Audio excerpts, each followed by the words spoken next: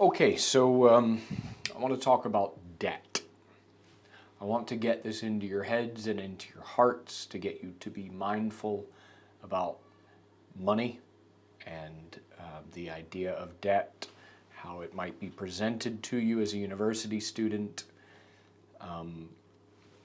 We need to be financially literate as early as possible. Our society is largely built on debt. Debt is money owed to someone else, money that's not actually ours and has someone that wants it back at some point. Doesn't sound very healthy, and it is not. Now there is such thing as good debt, where it's used for perhaps starting a business that's going to generate income and pay off that debt. So there is good debt, but it's a slippery slope to get into debt, especially when you're new to being mindful about money and handling money. So this is a simple lesson. So what does the Bible say about debt? Romans 13:8 says, "Owe no one anything except to love each other." So you might be saying, well, what about a house? If you're going to be in debt, a mortgage is probably the safest debt to go into. We need a home. It's hard to generate enough cash to buy our first home outright. So a mortgage is largely low interest, which means the extra on top of the amount that we owe for the house, so that the bank makes money. They don't just give out money and get it back. They give out money with an extra charge on top so that they make money off of the money that they lend. So that could be good debt. You need somewhere to live, whatever. Okay, but the Bible frequently talks about debt, warning of its dangers, and encouraging believers, and here's the key, to live within their means. So debt isn't necessarily sinful, but it can lead to many problems if it is not managed properly.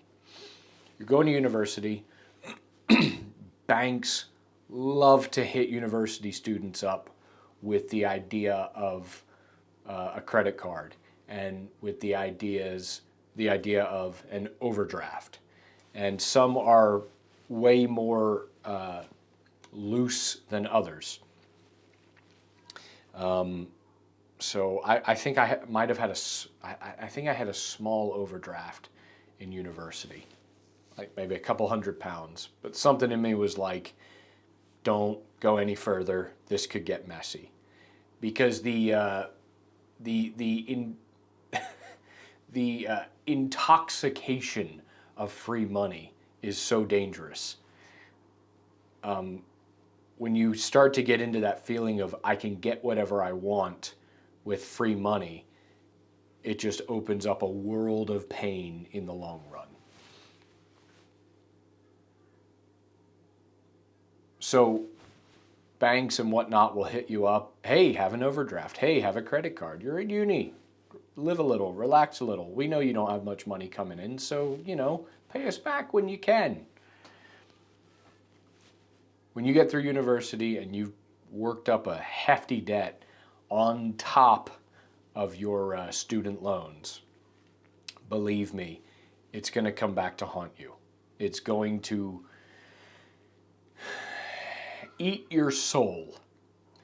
Even if you're not conscious of your debt, debt sits in you and it creates anxiety and stress, because somewhere back there you owe and you have to pay. Okay? So I may be coming on a bit strong because I'm trying to. You do not want to enter into debt. If you're already taking out student loans, the last thing you need is to give yourself a cushy overdraft and or a credit card and start spending like you're a member of parliament. Okay? You need to be honing your money management skills, not weakening them at this time. If you're 18 and you're going to university, you're out of your parents' house, you got to be so vigilant because no one's going to hold your hand. No one's going to check in on you and get you to stop doing what you're doing. You can just freewheel and go nuts. And that's what a lot of these student accounts rely on, irresponsibility, so that you owe them thousands for years to come. Okay. So what's the dangers of debt? Proverbs 22:7 says, "The rich rules over the poor, and the borrower is slave to the lender." So when you owe money, you are in essence a servant to your lender. You owe someone something. You are a slave to the lender. So you want to minimize that as much as possible. I had a friend in, we were friends, we were at different universities, but in university, his bank gave him 2 student accounts, each with an overdraft of £3,000. So my friend ended up, I believe, in both overdrafts fully used up. So he left university not only with student loans to pay back over 1,000 years, but with $6,000 in overdrafts to pay off. And well done to him. He did it. He paid that stuff off. But not a pretty thing to have hanging over your head for years as you pay that off. Let me just make sure there's no recording. Yeah, we're recording. It's beautiful. It's really nice. So you are a servant, you are a slave to the lender. You do not want to be that. It really messes your psyche up, it messes your walk with God up. It's just something that's always hanging over you. Debt, bad debt like that is no fun. I've been in debt, not that bad, but bad enough where it affects you. So I have firsthand experience to tell you that it's not fun and it can be avoided. Learning to live within your means is one of the most practical and powerful things you can ever do. Not being swayed by your peers or by society to have a certain thing and look a certain way. Live within your means. You want cushion. You want flexibility. You don't want paycheck to paycheck. You don't want to live like that. You want to be able to save adequately. You want to be able to be mobile with your finances. Be able to move around and do things when the time comes for it. You want to be able to help instead of just being so tightly strung financially. Okay, so another danger of debt is the stress and the worry. Debt can lead to anxiety, which is contrary to Jesus' teaching in Matthew 6. Take no thought for your life. Do not be anxious about tomorrow. Tomorrow will be anxious for itself. Debt creates worry. It's something that hangs over you, that you're always thinking about, always wanting it to go away, and it doesn't go away. It only goes away as you work to pay it off.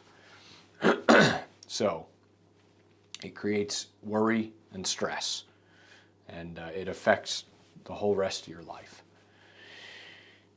Debt also hinders generosity. Being in debt can restrict your ability to give generously. 2 Corinthians 9:7 says, "Each one must give as he has decided in his heart, not reluctantly or under compulsion, for God loves a cheerful giver." Even just giving your obligations, whether it's tithing, offerings, or whatever, it takes away the cheerfulness when you know that there's still that lump that needs to be paid, and you're still trying to be faithful. So it'll hinder your giving massively and takes away the joy of giving. Okay. So, back to living within your means. It is powerful. And when you set a budget and you know how much is coming in, you start to get creative with how you can live. Okay. So for example, I I just can't stand the retail price of clothing. You may think I'm cheap. I look at stuff first of all because I don't really I don't value clothes that much.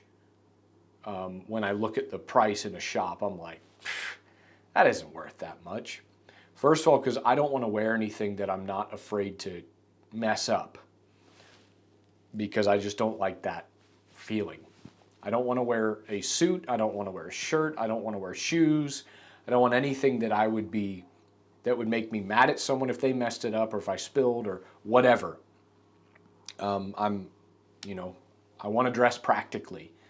And even if I dress nice and look presentable, I don't want to have that extra stress of this is really expensive. I need to be really careful. I don't want to live like that.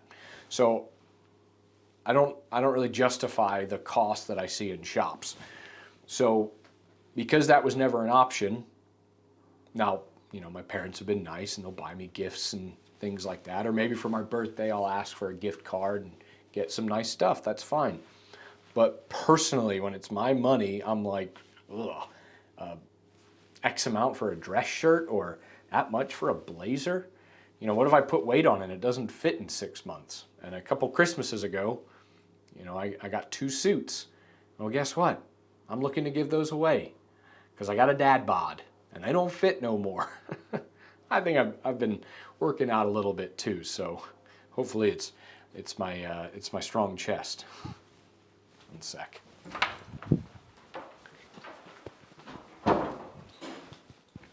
Hey, you okay? Yeah, I've got an appointment with Sherry. Yeah, sure, I'll give her a shout for you. Just grab a seat. Have you got a toilet? Yeah, just down the hall to the right. Hey, Sherry, your client's here. You okay? No problem. Bye.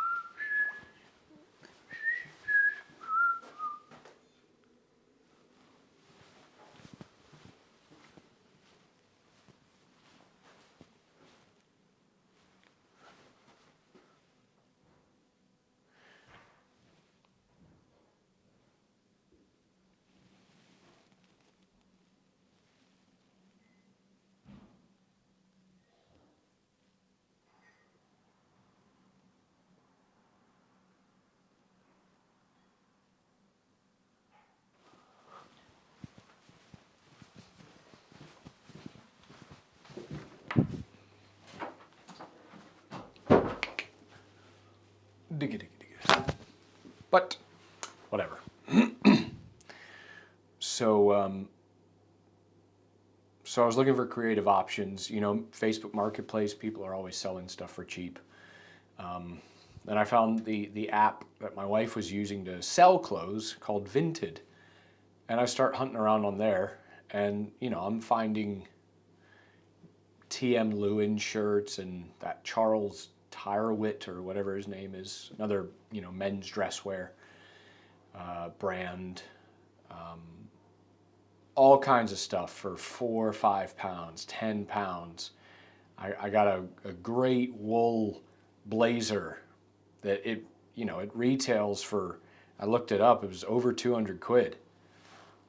I haggled for like 11 pounds for it because people buy stuff and they don't really care. And then they get bored with it and they want to get rid of it. Hey, I've got no shame in that because I want to live within my means. I don't want to spend obscene amounts just to look a certain way to impress people that don't care about me, and frankly, I don't care about them necessarily. We can't be lulled into our culture that says you need to be impressive to people. That's pride. We need to be presentable unto God. We should look professional and put together, but you should not be going into debt for these things. You should not be taking out one of those store credit cards where you can finance your wardrobe. It's foolish. It's all to look a certain way for people who don't care about you. So, living within your means is important. It promotes creativity because you'll begin to look for ways to do things instead of just the easiest bog standard way. So that was just a case in point. So when we live within our means, we are trusting in God's provision. Matthew 6 says, 6:31 to 32, do not worry, saying, what shall we eat, or what shall we drink, or what shall we wear? For the pagans run after all these things, and your heavenly Father knows that you need them. We're trusting in God when we live within our means. We're walking with Him. He provides our needs. There's no promise that He gives us everything we want. God provides needs. Okay?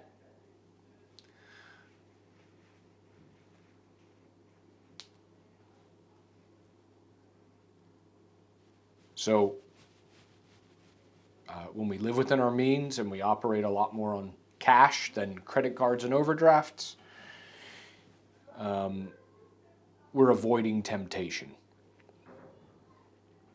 Because credit cards and overdrafts, that's the slippery slope of free money, and it leads to impulse buying, which does not align with God's plan for being a steward of finances. Impulse buying is buying based on emotion then and there, and a lot of retail depends on that. A lot of ads that you'll see online depends on they target your emotions based on your desires and get you to act on it then and there. It's clever stuff, but you even when something may look relatively cheap, when it's your earned money that's going out of your account, it makes you think twice about it. When it's a credit card that I can sort that out later, you're just kicking the can down the road. You're kicking the pain down the road, and it gets worse over time. So you avoid temptation when you live within your means. Okay, so some steps for financial freedom. Not being bogged down and stressed out and drowning in debt. Budgeting. Proverbs 27:23 says, be sure you know the condition of your flocks, give careful attention to your herds. Now, there is a spiritual application of this for pastors and people in leadership of the churches to know their people, to talk to them, to see the condition of them, to give attention to them. By communicating, and the shepherds would, the story goes, the shepherds, as sheep would come into the fold at night, the shepherd would run his hands through their wool and, have that person-to-person contact, and he would feel any thorns and find any wounds, and he could pull thorns out of their skin and put oil on them and help heal them, and it was personal, which is interesting that shepherds have to know their sheep personally, so you can't really pastor too many people, biblically speaking. You have to know your sheep personally to be their pastor. So people that watch so-and-so online and say, oh, they're my pastor. No, they're not. No, your pastor has to know you and interact with you personally and spend time with you and disciple you to be your pastor. Okay. But Proverbs 27:23 is about knowing the condition of your flocks and giving attention to your herds. Well, flocks and herds, that was the currency, that was what the economy was based on in Israel. Besides agriculture, it was cattle. Cattle was the amount of wealth that you had, as well as crops. So it was largely crops and cattle. Those were the two currencies, let's say. You'll see in the Bible that maybe Abraham or someone else had large amounts of cattle. That was showing their wealth. So we must give careful attention to our finances. Not, looking at them going, oh yes, money. No, but we have to give careful attention to it because money is like water. It seeps out if you do not pay attention to it. If we pay attention to it, we know where it's going, we know where it's leaking, and we can stop the leak. So a budget, it pays careful attention to our money. It doesn't take very long to look through your account, see what's going out, add all that up, you go, okay, every month I owe this amount to live. Your rent, maybe it's your utilities, your phone, food budget roughly, all that kind of stuff. So it's underscoring the importance of understanding and managing your resources. Even Jesus, they had a money bag for the ministry. So that money was looked after by Judas. It's very unfortunate. But even Jesus and his disciples had money that was managed for ministry, for getting around, for food, for travel, for whatever, maybe for lodgings.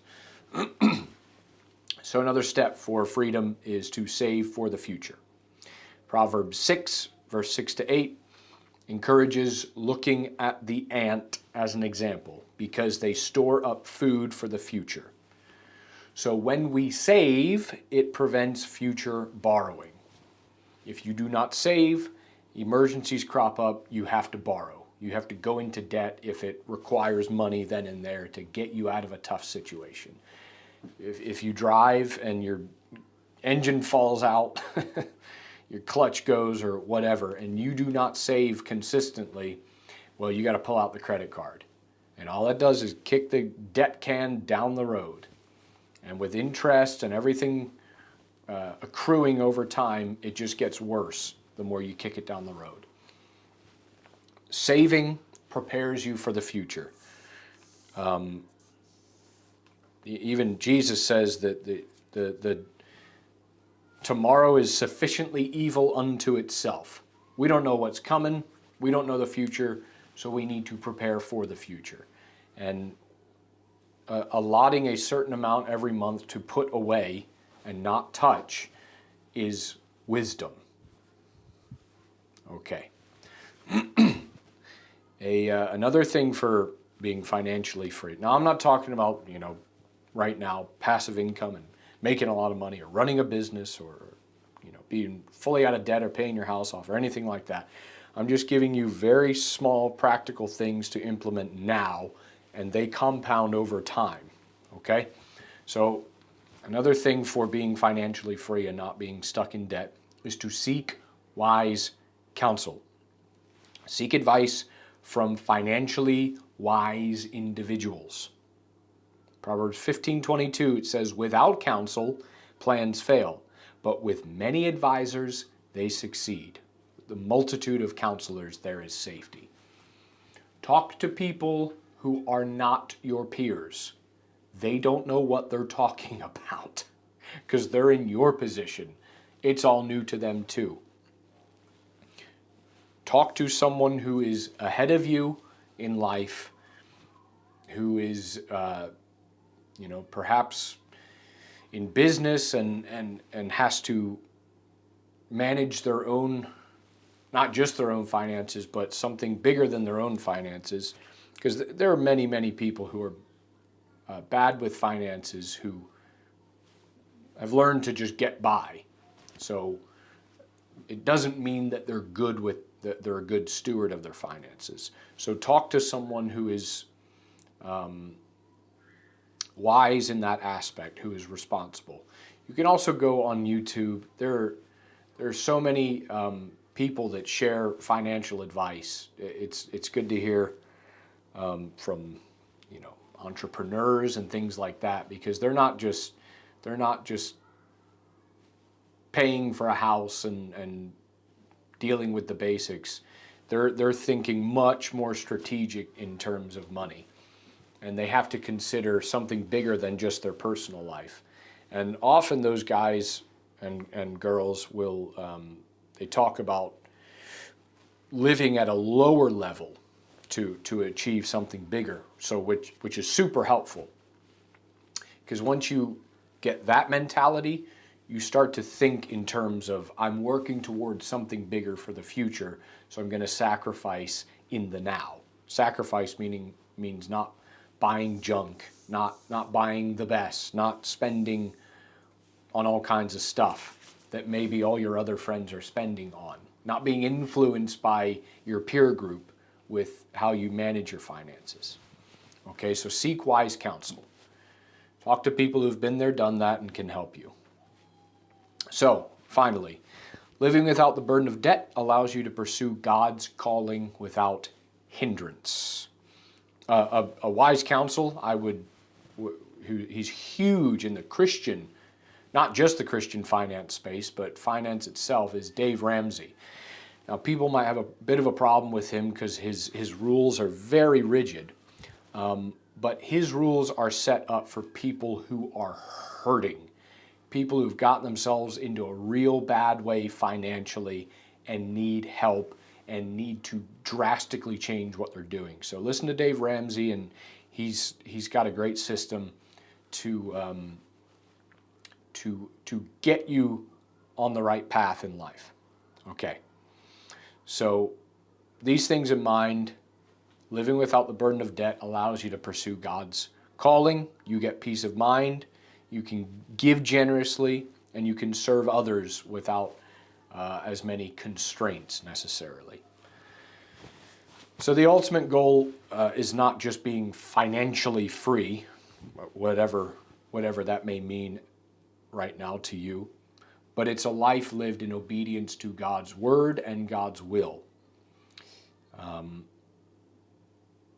Life is tough enough. We don't need to add to it by our poor decisions with money. So we can set ourselves up for a future where we can live freely in service to Him and to others without the weight of debt, without the stress and the worry and the mental and emotional pain of debt. So get wise, and the more you start to practice these disciplines, the sooner you start to practice these disciplines, the easier they become and the more natural they become, until you don't think about it anymore, and it's very easy to live this way.